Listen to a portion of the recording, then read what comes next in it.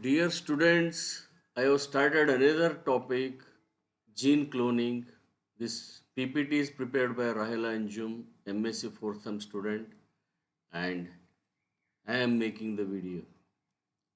Synopsis, gene cloning, introduction, definition, steps for gene cloning, PCR, steps for PCR, and cloning applications. Introduction. Gene cloning is a common practice in molecular biology lab. It is used to create copies of particular gene for downstream application as a sequencing, mutagenesis, genotyping, or heterologous expressions of a protein. The traditional technique in gene cloning involves the transfer of a DNA fragment of interest from one organism to a self-replicating genetic element such as bacterial plasmid. This technique is commonly used today for isolating long or unstudied genes and protein expression. A more recent technique is the use of polymerase chain reaction, that is PR, for the amplifying a gene of interest. The advantage of using PCR over traditional gene cloning is a decreased time needed for generating pure sample of the gene of interest. However, gene isolation by PCR can only amplify genes with predetermined sequences. For this reason, many unstudied genes require initial gene cloning and sequencing before PCR can be performed for further analysis. Cloning, making a identical copy of. What is gene cloning? A clone is an exact copy of organism, organ, single cell, organelle, or macromolecule. Gene cloning is the act of making copies of a single gene. Cloning can provide a pure sample of an individual gene separated from all the other genes that it normally shares the cell with. Once a gene is identified, clones can be used in many areas of biomedical and industrial research. Gene cloning involves mainly four steps: isolation of the DNA of interest, taking out the gene of interest, ligation, joining the gene, transfection, transformation of the gene, a screening and selection procedure. This is what the total diagrammatic representation, a isolated DNA entering into the plasmid. This is the green colored, and these plasmids are introduced into the bacterial cell. Then in bacteria, they will be number of copies which are made, and so that there is a mass production of the bacteria, you will get the gene of interest in multiples. Isolation of DNA. Initially, the DNA fragment to be cloned must be isolated.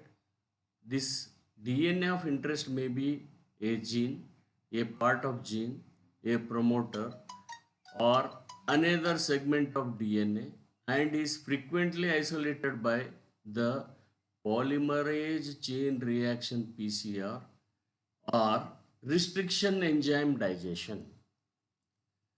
Isolation of gene. As discussed above, restriction enzyme is an enzyme that cuts double-stranded DNA at a specific sequence. The enzyme makes two incisions, one through each strand of double helix, without damaging the nitrogenous bases. This procedure, this produces either overlapping ends, also known as sticky ends, or blunt ends. Ligation. Once the DNA of interest is isolated, a ligation procedure is necessary to insert amplified fragment into the vector to produce the recombinant DNA molecule. Restriction fragments, or a fragment and a plasmid or a vector, can be spliced together provided their sticky ends are complementary. Blunt end ligation is also possible. Plasmid or vector, which is usually circular, is digested with the restriction enzymes, opening up the vector to allow the insertion of the target DNA. If the isolation of DNA of interest and the plasmid or vector are digested with the same restriction enzyme, their sticky ends will be complementary. The two DNA are then incubated with the DNA ligase and enzyme that can attack together strands of DNA with a double strand breaks. This procedure is a recombinant DNA molecule. Transfection and selection. Following ligation, the recombinant DNA is placed in the host cell, usually bacteria, in a process called transfection or transformation. Finally, the infected cells are cultured. Many of these cultures may not contain plasmid with the target DNA, and transfection process is not usually 100% successful. So the appropriate cultures with the DNA of interest must be selected. Transfection and the selection. When cultures are grown in presence of an antibiotic, only bacteria transfected with the vector containing resistance to that antibiotic should grow. However, these selection procedures do not guarantee that the DNA of insert is DNA of interest is present in the cells.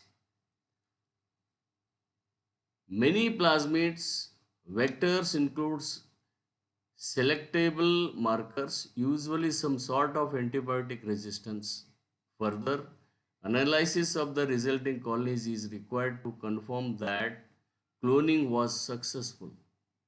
This may be accomplished by means of process PCR or restriction fragment analysis, both of which need to be followed by gel electrophoresis and or DNA sequence analysis. Transfection and selection, DNA sequence analysis, PCR, restriction fragments analysis will all determine if the plasmid vector contains the insert. Restriction fragment analysis is a digestion of isolated plasmid or vector DNA with restriction enzyme. If the isolated DNA contains target DNA, that fragment will be excised by restriction enzyme digestion. Gel electrophoresis will separate DNA molecules based on a size and charge. This is what the total process. Once again, a vector, a bacterial cell, a vector, usually the bacteria which is used is E. coli, Escherichia coli, which is a boon for the microbiologist. And you can see the vector present in this, and it is multiplication, such number of this one, so that it is all done in a culture media, taking a sample, placing it on the petri dishes. There they will grow on the agar gel, and number of colonies you will get, so that you can produce the gene of interest in a mass. What is PCR? PCR is a method of copying DNA molecules. DNA replication is common in life. Example, it takes place inside our own cell every time they divide. An enzyme known as polymerase uses one strand of DNA as a template to create complementary strand. These result in that one strand DNA molecule is converted into two, both identical to the first. PCR or polymerase chain reaction adds two components to these processes.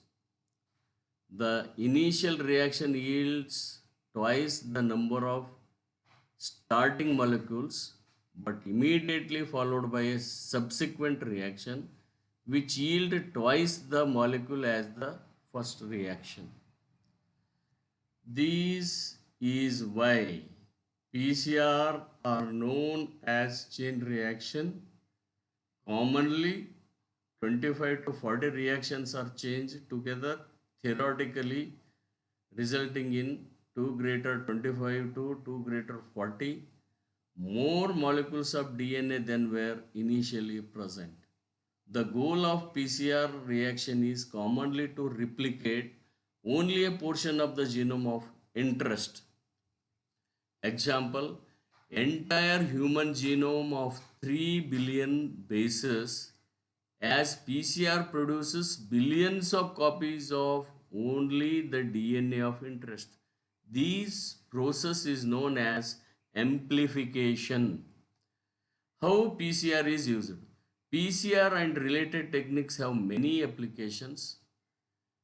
It is human diagnostic, detecting viral infection, HIV or etc., detecting bacterial infections, tuberculosis or etc., genotyping, detecting genetic variants, and secondly, environmental monitoring, testing the water quality, food safety testing, and in scientific research, preparing DNA to sequence, manipulating DNA in a genetic engineering and synthetic biology, monitoring gene expression level. There are three main stages: denaturing, annealing, and extension. That is what denaturing, annealing, and extension. That is what it is given in the diagrammatic representation. First one is denaturing. The DNA double stranded has become separated, and annealing got fragmented, and extension of the DNA further continued.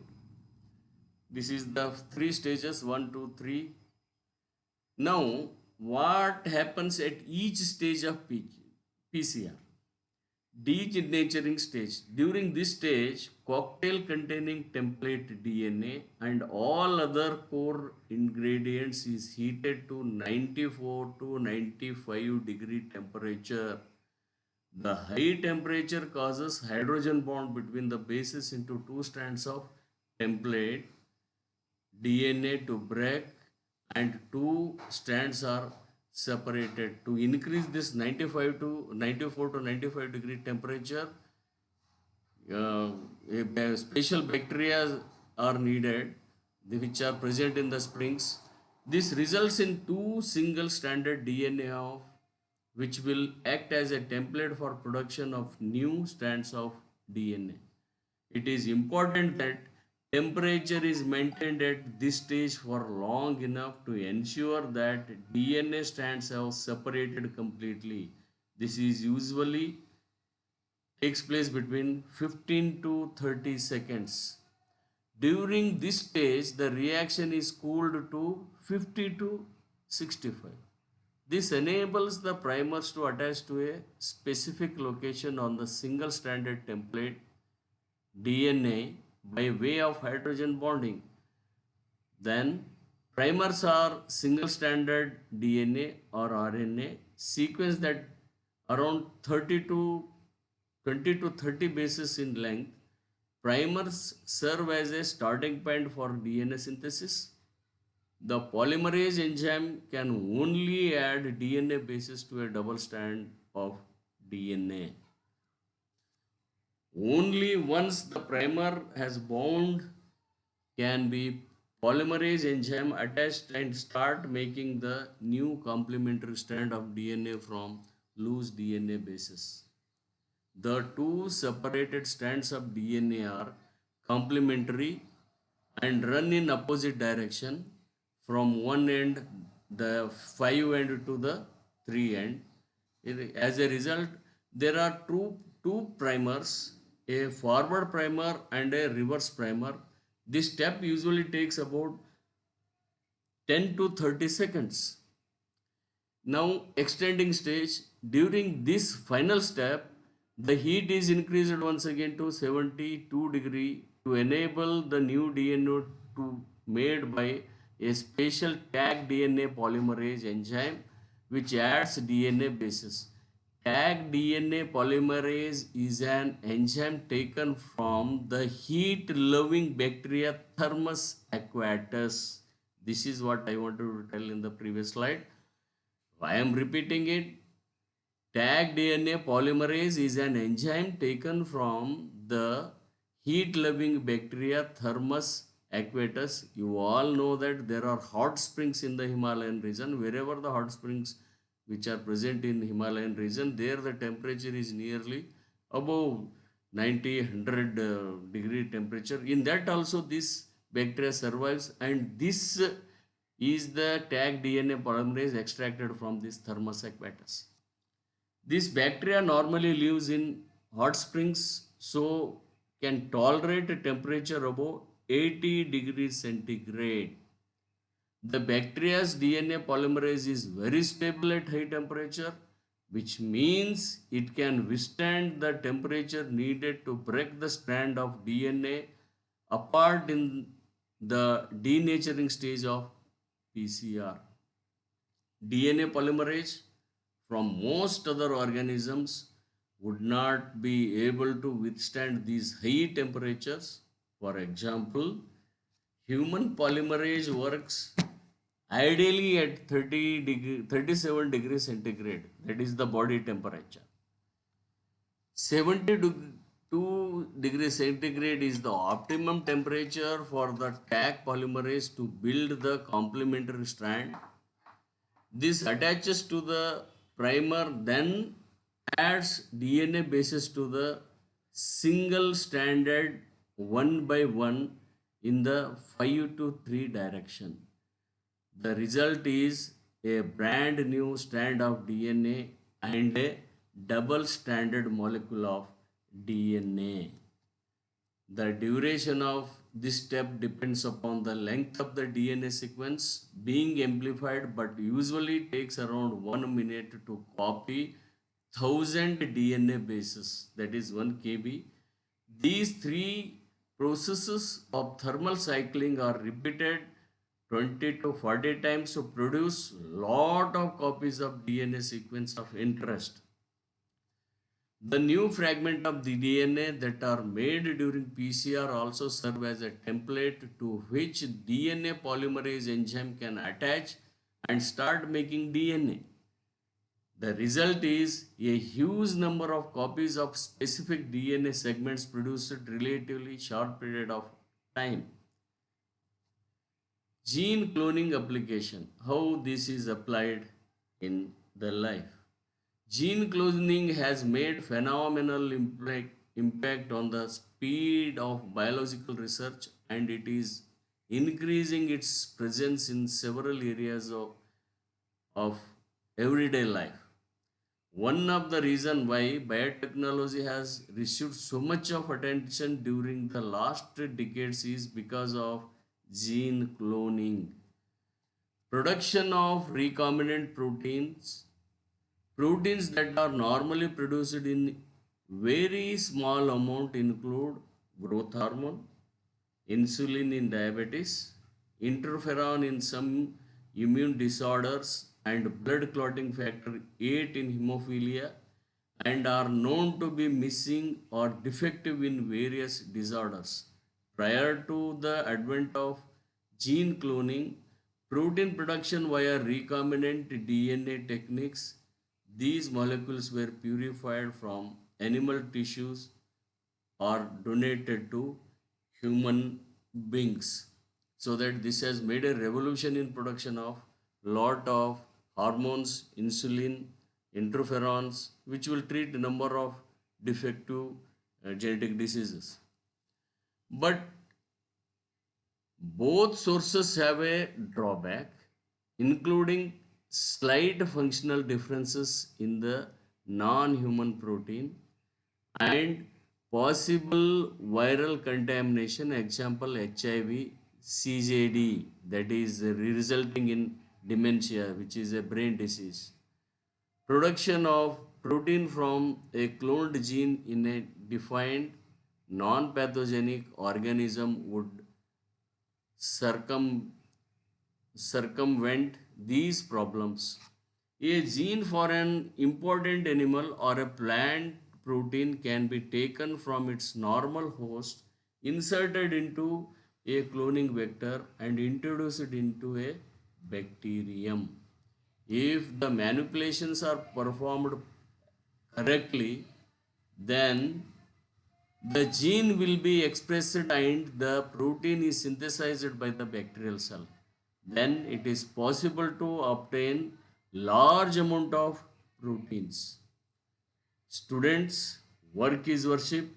Work hard to achieve. Thank you.